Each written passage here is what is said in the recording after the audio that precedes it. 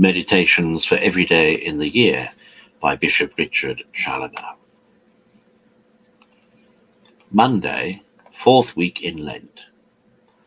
On Our Saviour's agony and bloody sweat. Consider first what pangs, what anguish, what floods of sorrow overwhelmed the soul of our dear Redeemer during his prayer in this his last night. Alas, no tongue can sufficiently express, nor heart conceive them. However, that thou mayest make some sort of judgment of them from their effects, consider how they cast him into a mortal agony, how they forced from his body a wonderful sweat of blood, which not only embrued all his garments, but also trickled down from his body upon the ground, on which he lay prostrate in prayer. Oh, how inconceivable a torture must he have endured in his interior, when the pangs of his soul had such a strong operation exteriorly, and produced such strange effects in the body. But why all this agony, dear Lord? Why these pangs? Why these prodigious sweats of blood? Was not the death of the cross sufficient for our redemption? Why then these anticipated sorrows? Thy love alone can account for them. O blessed be thy infinite charity.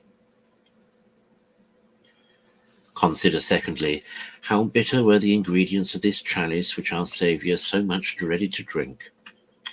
Ah, my soul, they were bitter indeed. He had at this time before his eyes a most lively apprehension, a most clear and express representation of all and every particular injury and indignity, strife and torment that he was afterwards successively to endure in the whole course of his passion, now all at once assaulting his soul and making him feel beforehand all the sorrows which afterwards only came one by one.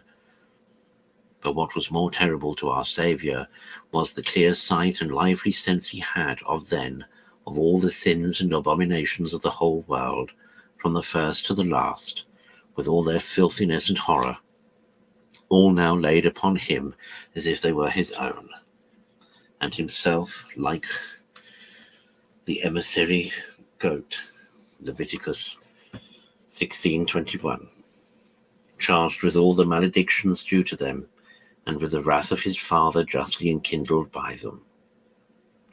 Sweet Jesus, any one of these monsters is more odious to thee than hell, and how then must thou be affected when thou not only hast before thy eyes this infinite number of millions of these odious monsters, mortal enemies of thy Father, mustered up all against thee, but also feelest their enormous weight laid upon thy shoulders?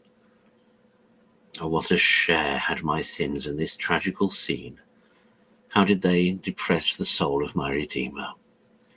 How did they force from him this shower of blood, as if all the pores of his body were turned into eyes to weep for my sins? Oh, let thy agony and bloody sweat teach me effectually how heinous my sins are in thy eyes, and in what manner I ought to bewail them.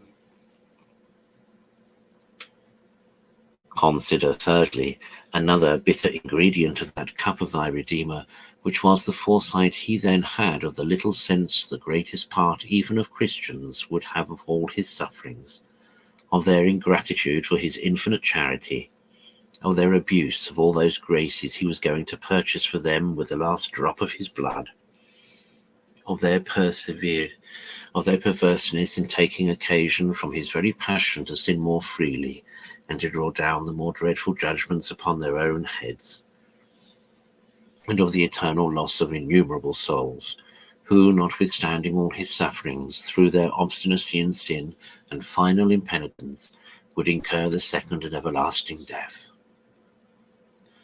Consider that every one of those poor souls was more dear to Christ than his own life, since he parted with his life to save them. What a cruel anguish then must it have been to his tender and charitable heart to see so many of them blindly and wilfully running into the bottomless pit of endless and irremediable evils, and plunging themselves forever into the flames of hell. No wonder after this that so many lamentable objects presenting themselves at once before the eyes of his soul, and joined with all those mentioned in the foregoing consideration, should cast him into a mortal agony and bloody sweat. Conclude to admire and adore the wondrous ways of God in bringing about the redemption of man.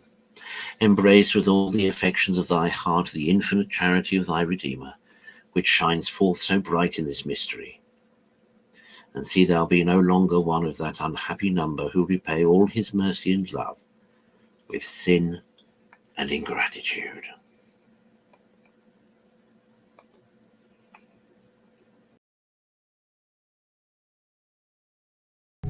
We will